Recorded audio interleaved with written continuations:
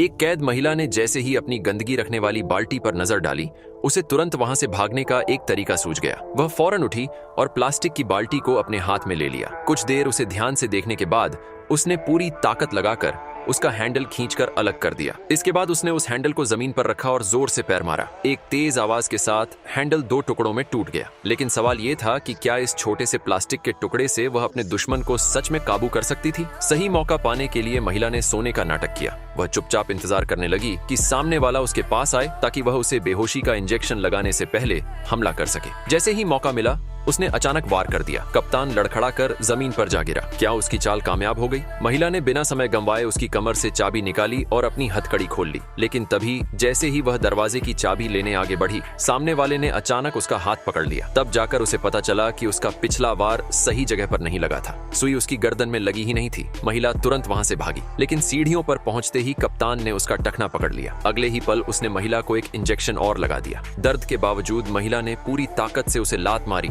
और वहां से फिर दौड़ पड़ी। मगर कुछ ही कदम आगे बढ़ने के बाद दवा का असर धीरे धीरे शुरू हो गया। सबसे बड़ी परेशानी ये थी कि वह समुद्र के बीच एक जहाज पर थी, इसलिए उसके पास बचने के लिए कोई रास्ता भी नहीं था। मजबूर होकर वह भागती हुई जहाज के डेक तक पहुंच गई। लेकिन उसे क्या पता था कि कप्तान एक शॉर्टकट लेकर उससे पहले ही वहां पहुंच चुका है। अब क्या उसका बच निकलना नामुमकिन था? कप्तान ने अपनी जेब से चाकू निकाला और धीरे धीरे उसकी ओर बढ़ने लगा। दूसरी तरफ महिला का सिर भी दवा के असर से तेजी से घूमने लगा। उसे लगा कि अब उसके पास कोई और रास्ता नहीं बचा। आखिरकार उसने समुद्र में छलांग लगाने का फैसला किया। शायद इसी तरह उसकी जान बच जाए। लेकिन वह कुछ ही मीटर तैर पाई थी कि अचानक उसकी आंखों के आगे अंधेरा छा गया और वह बेहोश हो गई। और तभी अगले ही पल पानी को चीरता हुआ एक लोहे का हुक सामने आया और सीधे उसकी बांह के नीचे जा पहुंचा। लगता है अब उसकी मुसीबत और भी बढ़ने वाली थी।